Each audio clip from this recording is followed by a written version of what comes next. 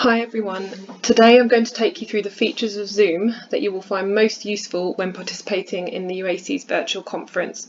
So first of all, you should receive an email from us with a Zoom link that you need to click on in order to enter the call. So I'm going to click on that now, that's this link here. So after you've clicked on the link to join the call, you will see this prompt come up, Open Zoom Meetings. Now I'm getting this because I already have the application downloaded on my computer, but if you don't, you will need to click download and run Zoom in order to actually start the call. But for my purposes, I can just click Open Zoom Meetings. Each Zoom call during the conference will be divided into breakout rooms to allow us to run parallel sessions. You will automatically be assigned to the correct breakout room for your panel. When you arrive in the Zoom chat, you will see the UACES host. A member of UACES staff will be there in case you need any assistance, but you should just be able to click on the breakout rooms button here at the bottom of the screen and then click join room, and then there will be a short pause while you are added to the appropriate room. Once inside the breakout room, all the functions of Zoom operate in the same way as they do during another kind of Zoom call. But if you or anyone else in the room has a query or needs assistance from the UACES staff, you can get help either by using the Ask for Help function, which I'm just going to use and invite the host to come, or by emailing us at admin@uaces.org. But the Ask for Help function worked on this occasion and the UACES host has now arrived to give us assistance. We're now going to look through the menu items at the bottom of the screen that you might need to use during the call. First of all, on the far left, we have the button which allows you to mute and unmute your microphone. I would suggest that you mute your microphone if you are not talking, as this helps to prevent feedback issues which can be quite distracting for the speakers and other audience members. So I'm just going to mute this button now, and you can see here that I'm muted. The chair of your session should remind you to mute your microphone at the beginning of each research panel. Next to the microphone button is the function which allows you to turn your camera on and off. I'm just going to briefly turn mine on so you can see what that does, and then I'm going to turn it off again for the remainder of this tutorial. Hello. So I'm now going to turn it off again.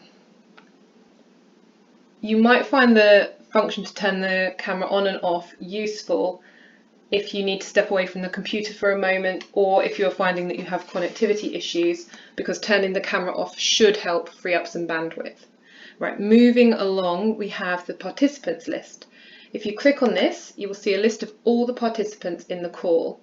If you hover over your name, you can see that you can also use this list to mute and unmute yourself. Or if you click more, you can rename yourself. So for instance, you might want to add your affiliation to your name, or if you've only got your first name, you may want to add your surname there. Once you've done it once, it should remain the same for the rest of your calls. At the bottom of this section, we can see a blue hand. If you click on this, it raises your hand, which means that you are effectively putting your hand up to ask a question. The chair of the session will be able to see this and can then call on you when appropriate. You should then unmute yourself here, and you can turn your camera on if you think that that's appropriate, and then you can ask your question. We're leaving the ins and outs of how to actually organise the Q&A sessions to the individual chairs, so I would suggest that you take your cue from them on how this will work during individual panels. And once you've asked your question, don't forget to lower your hand, otherwise people might think that you have another question to ask. And also make sure that you mute yourself again. The next function along is the chat function. This allows you to message everyone on the call, or to send private messages to individual people.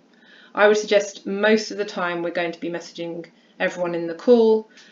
This is another way that you could ask a question to speakers or make a comment about the panel.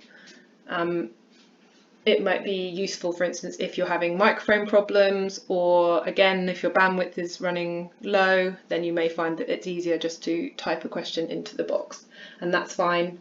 And chairs, again, should give you guidance as to how they are planning on dealing with questions which come up in the chat. But I'm just going to write something in here so you can see what it looks like. If you're presenting, you may want to share a PowerPoint presentation, an image, or a document with the audience, and you can do this by clicking share screen here, and then it will give you an option of what you want to share.